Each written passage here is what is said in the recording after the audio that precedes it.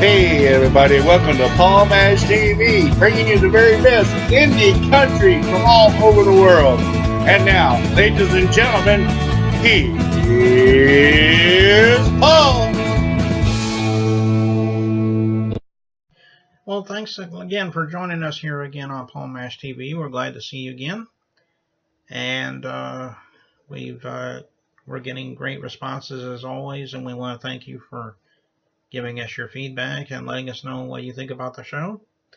And if you'd like to do that, if you haven't had a chance yet, as usual, it's real simple. Just go to facebook.com/Paul Mash TV, and you can email us as well, capital P, then lowercase MASHTV, all one word, at gmail.com, excuse me. And as always, if you're watching this on YouTube right now, there's that subscribe link right down there. Just click that, and you'll always keep up to date with all the recent episodes of the show when they come in. Now for our interview, we have from Melbourne, Australia, we have Mark Gardner. And he's a real old friend of mine ever since I met him about 6 years ago. We've been trying to get him on the show, but he stays busy so often that we just couldn't seem to get him on. So tonight he decided that tonight's the night. So we have him right here, and he's in a band called the Broken Sweethearts. And if you haven't had a chance to listen to him yet, you're in for a real treat. The interview itself is kind of long. It's about a little over 20 minutes. But I think you're going to like it just the same. So without further ado, let's welcome Mark Gardner right here on Paul Mash. Well, welcome back to a brand new episode of Paul Mash TV, the interview section anyway. We have with us Mark Gardner from Melbourne, Australia. Thanks for joining us, Mark. Hey, thanks, Paul, and to all the listeners, thank you. Yeah, we're glad to have you. And for those of you who don't know, we've been trying to get Mark on the show for several years now, and we finally got it arranged. So we're glad that we finally got you, Mark. Thank you. Why don't you start off by telling us a little bit about why you became a musician? Maybe you could tell us that story. Yeah, look, I became a musician, I guess, really through just fun. I mean, I took up piano when I was 8. I think my first debut on stage was actually performing for Oliver, a school musical that we had at school. And that was my debut really at singing. And that really probably introduced me to music probably more seriously. And I also took up the trumpet as soon as I hit high school. So that was interesting, playing that instrument, because it's, as you know, it's used in every genre, from jazz to classical to rock, to blues to soul, so it sort of opened a lot of doors playing the trumpet. So I was able to combine that with the voice. And then I taught myself a lot of guitar, or got a few lessons, and then taught myself a lot of guitar, mainly rhythm acoustic guitar playing. And the reason I took up guitar was to write songs. So it was really to get probably music is pretty important to me for expression and more or less getting a message across. Yeah. Okay. What do you kind of prefer? I guess that's the trumpet you also play. Did you say, or do you like the guitar, or do you like both instruments, or? Well, look, I play a few instruments. I play keyboards, obviously piano, harmonica, obviously guitar, and singing are probably more acoustic and singing these days. Plus playing a lot of trumpet as well. So it's a sort of a dice between those three instruments really, or mainly singing is what I'd be doing in the Broken Sweethearts these days, and playing a bit of acoustic guitar, and I pull the trumpet out for every third or fourth song, just to give it a bit more variance in what we're doing. We being a bit of a creative myself, I tend to write in different styles. So I don't know whether you know Paul Kelly, Melbourne musician as well. He's pretty well known around the world, I guess. Paul Kelly's, even Billy Bragg and people like that, sort of, and the Smiths, Morrissey and all that sort of stuff. That sort of is a bit of an inspiration. And Crowded House, Neil Finn. So I guess, and Hunters and Collectors here in Melbourne are probably a major influence. And James Morrison, and obviously Chicago is probably a huge influence on me. Growing up listening to that sort of varying styles of music, being a lot of Australian music, but also a lot of world, like Dire Straits, In Excess, obviously to to the likes of Chicago being a major one, and obviously the likes of Wynton Marsalis, Miles Davis, and Louis Armstrong. Certainly a huge inspiration to being a trumpet player. Anyway, I had fun growing up. I was lucky I went to a fairly musical school, which a lot of schools aren't. Sometimes it is sport orientated, or they have a combination of sport and music over here in Melbourne when I was growing up. So I was lucky that our school was very musical. And in fact, I don't know whether you know the movie Wolf Creek. You heard the movie Wolf Creek? Well, I was taught Ryan Corr was in the second movie, the second part of that movie. So Wolf Creek #2, Ryan Corr. His father, Peter, he taught me drama. So it's a small world.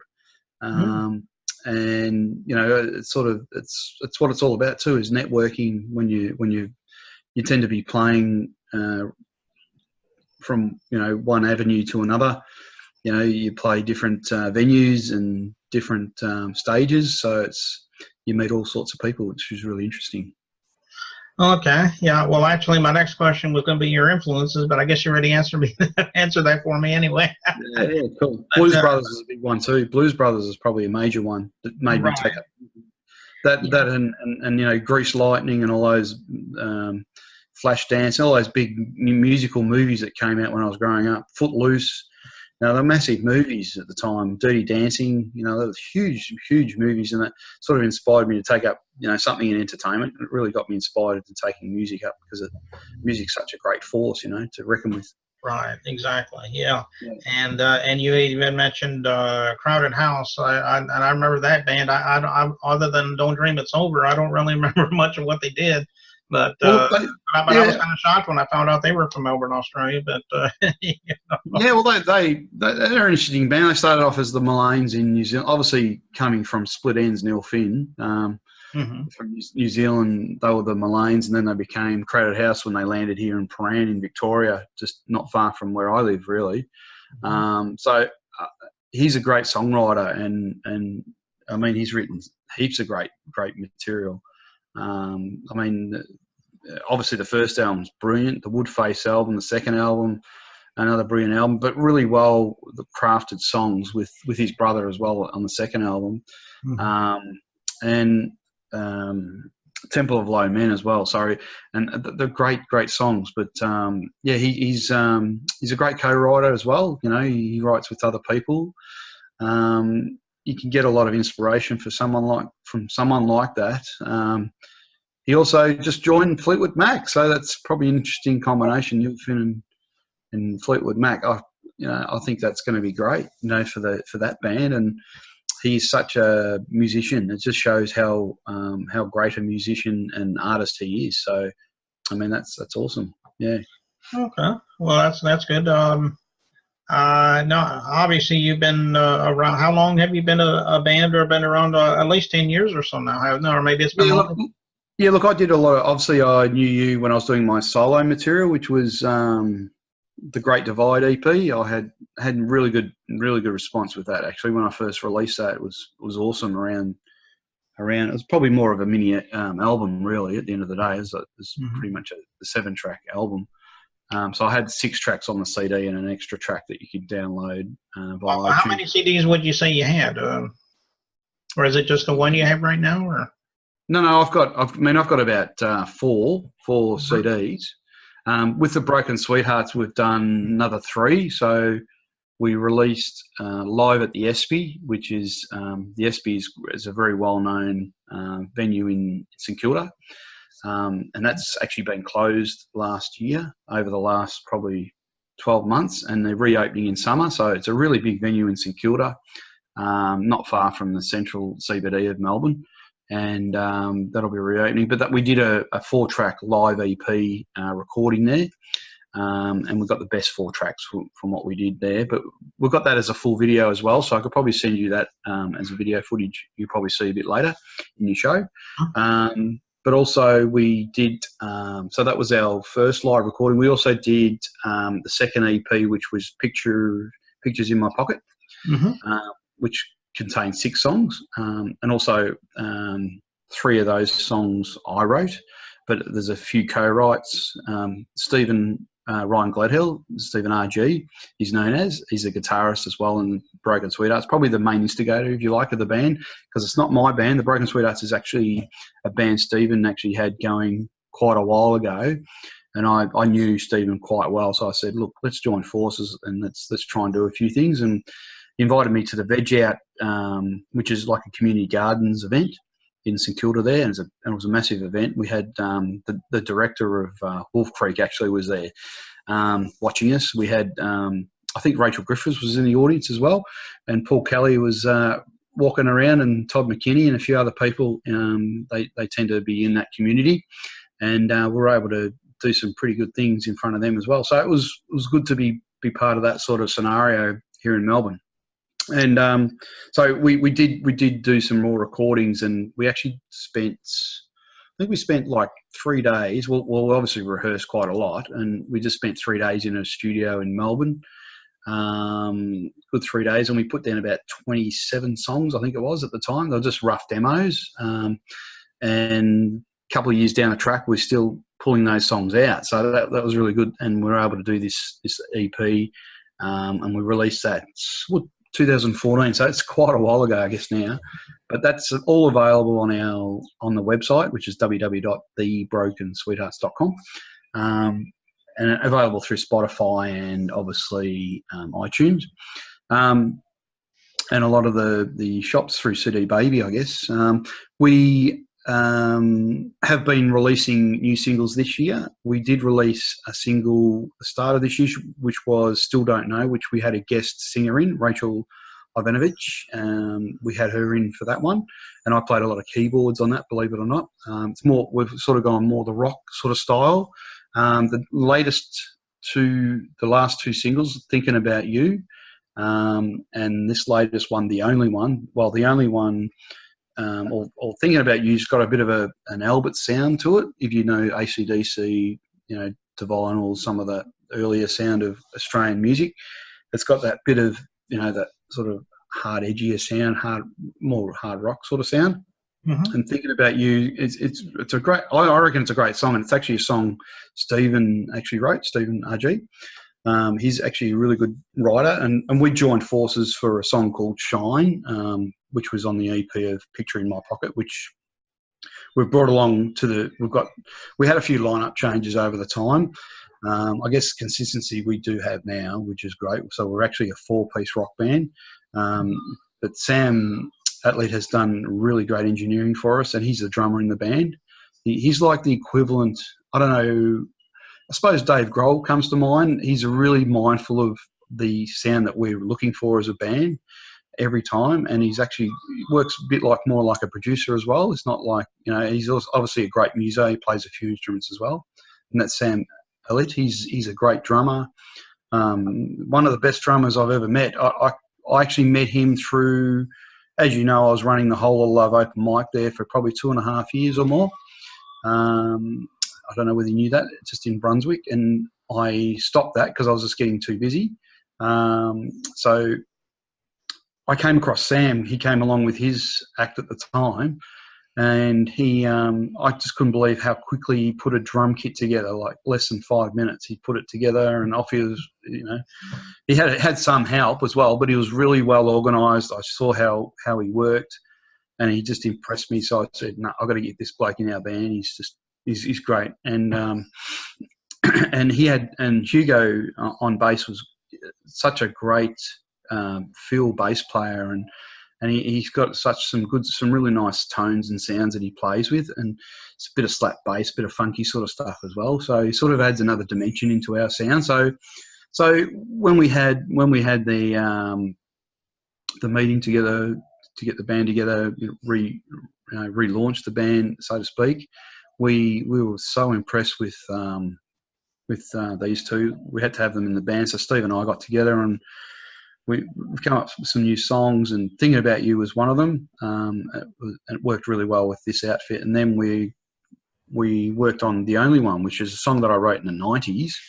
I actually did demo it a lot, and I did play it in an early band that I was playing in, which was Bricks and Mortar back at the time. But I was never really happy with the recording, so I said, look, let's let's give this a really good go, and it's come up a real treat. You'll hear it. It's on the website as well, and through Spotify as well. So, but what I'll do is, as soon as we get the video, we'll try and get some video footage of one of these two songs. Probably Thinking About You, we're going to do a video at the end of this month, so we'll shoot that through, as well as this new one that we've been recording called Sail to You. I mean, as you know, the refugee thing worldwide, if you like, or Australia in particular, the government hasn't really helped a lot of the refugees. They've had basically put them on an island, in a prison camp, if you like. It's almost like the Holocaust, I guess.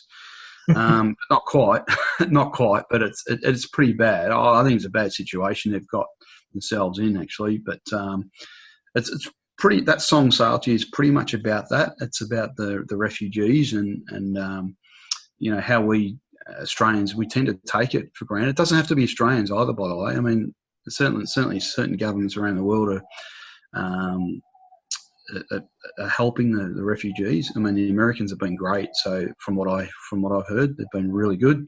But it's a sensitive issue, and I don't think the government here in Australia has really got onto it. So, but it's another ball game anyway. You don't necessarily know who that person is coming into your country. So I fully get where governments come from. But in saying it though, I mean, there's a lot of kids that are just locked in prisons, and they shouldn't be. It's just wrong, and they're like a prison camp for them, and it's not right. So the song's pretty much all about that. And the only one's another one about freedom as well. Like, it's talking about freedom. So, and sometimes you are the only one who just has the freedom sometimes, and that's how I feel. That's how I felt a lot of the time, in working in industry. Like, I've worked in different fields of work, apart from what I do with music, but I do see it every day. Like, sometimes you get so complacent with freedom, and I think the new, obviously the terrorism that's been going on around the world, that has certainly changed the tide a lot. So I think The Only One's a great time to have that song released, but also Sail to You as well, because particularly in this country, it's been a big issue. And worldwide, it's a huge issue. And if we can't get onto that and help those that are in need, particularly if they've come to our country from a fair distance. Obviously, they probably paid a minder or whatever. That's out of their control. So what, So the government should be getting onto that minder or that person that's been smuggling those people into our country, not taking it out on those poor people coming here. Okay, it costs money, but hey, it's all about freedom, and freedom does cost money. So. Mm-hmm. So, I mean, we pay our taxes like, everyone else. So I fully get it, and I can understand why people are up in arms. It does cost money. So we need to work out a better system. And you don't need, I mean, a lot of these people are quite valuable, and I think they could possibly manufacture or do and work here in Australia and add to our economy, not just, I think the government's taken the wrong, path there, I think, and like the US seem to be doing all the right things from what I see. Mm-hmm. So yeah. So about the song we're going to sing, can you tell us a little story about the song we're about to sing here? Which song? Well, I know you said you told me you were going to send me a song, a music video. Yep. Yeah. Oh, okay. Yeah. We Could Be Happy is the song that I'll probably send you. Okay. That's a good live video, but that's a song about happiness. Yeah. I mean, okay. I grew up in a fairly tight sort of family, which is great, but a lot of people don't have that sort of family. They have a second father or, a second mother, or sometimes they just live with the mother because they've had a broken up family, and that's quite common in the US or even in Australia, more and more so. People have so many split up families these days because people are working stupid hours and they don't have time to have decent relationships. It's one thing, having a relationship you got to work on. It's like a job at the end of the day, but it's better. If you work on it, it's better and it works well. Everyone has their ups and downs in a relationship, so you wouldn't be human if you didn't. So even with emotions, everyone has their ups and downs, but it's working through those situations, and that's what a relationship's about. So we could be happy about that. I guess it's all about happiness and making sure that you find that balance, and go for those opportunities in life. If you miss those opportunities in life, you mightn't be happy, So, and when you're happy, you tend to take on those opportunities and go for it. And that's what the song's really about, having some joy and fun. Yeah. That's a song I wrote many years ago as well. I demoed that with a band called Sergeant Trouser for quite a while. We actually did a few CDs back then. Would have been about 4 or 5 CDs, yeah, back in the late 90s, early 2000s. So that was like an indie underground sort of band here in Melbourne, but never really commercially did much. We were just very underground. But I came up with a lot of new songs. I wrote a lot of stuff over that time, and We Could Be Happy was one of the ones that stood out of all those recordings. And I thought, well, I'll bring that along to the band, and they really love it. They really enjoy it. I mean, I don't know whether you know, but I was previously called Sergeant Trouser. That was my nickname. Mm-hmm. I'm not sure whether you know that, but and that changed obviously to Mark Gardner. I wanted to come out of that, and because it sort of had connotations, I thought, no, I'll steer away from that Sergeant Trouser. It's a bit of a fun. It was more of a fun band. It was more of a sort of a ska, eclectic sort of band at the time, but because of all the terrorism, and I just don't want to be associated with all that sort of war stuff, so I wanted to get rid of that sort of name.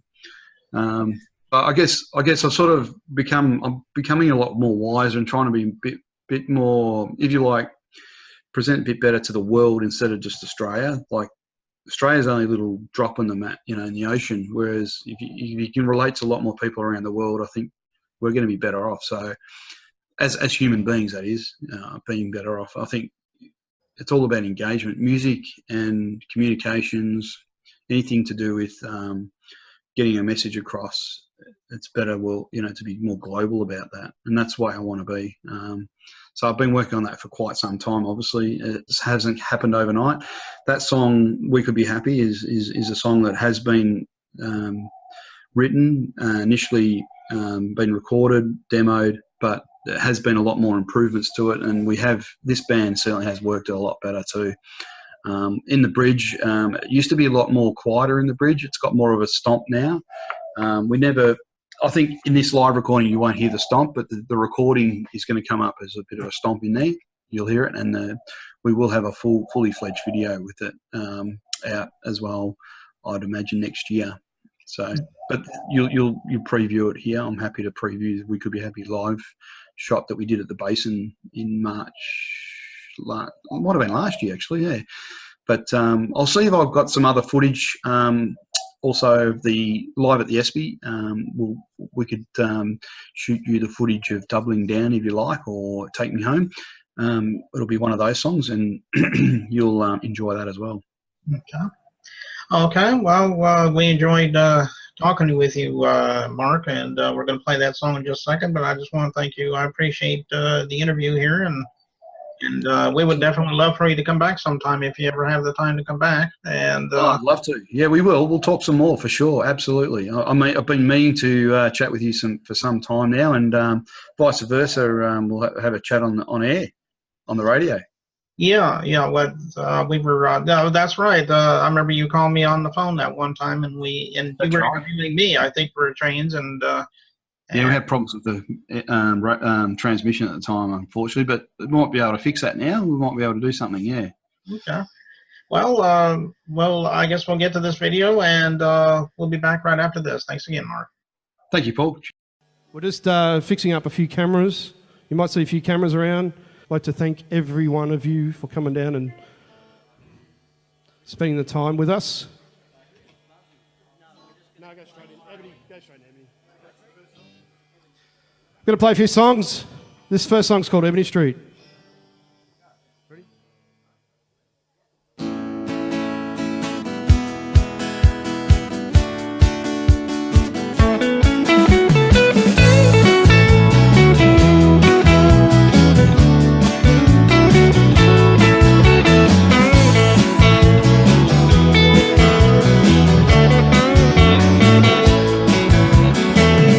Some people come around to sound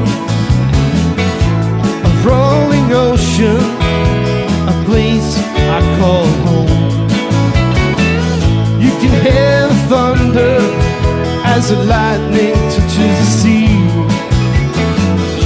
The ripple of memories for all to see. Welcome to Ebony Street, where rain falls on barren ground.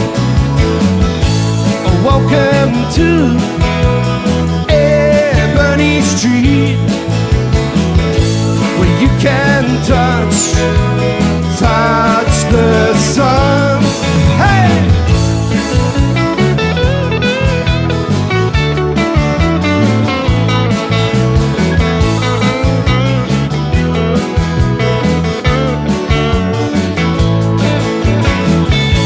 Sometimes I may wonder where we came from, the land of confusion, a land of broken sweetheart. You can be grateful to see this nation as warm as today, cold as tomorrow. Welcome to Ebony Street, where rain falls on barren ground.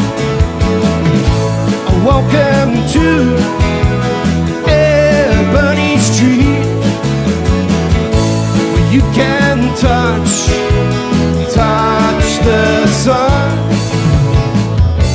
In this big country, you can feel the rhythm of a secret land of green rainforests, where river meets the sea, and people face the music of a distant song for all to see.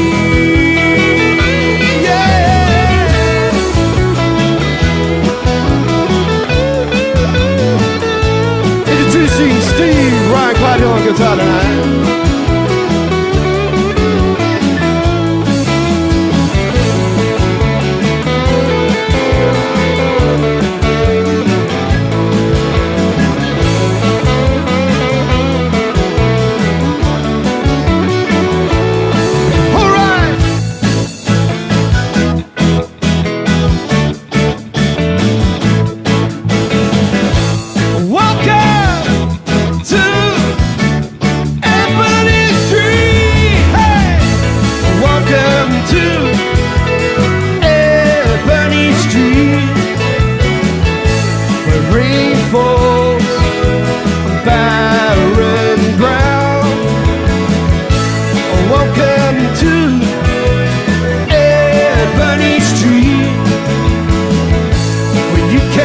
Touch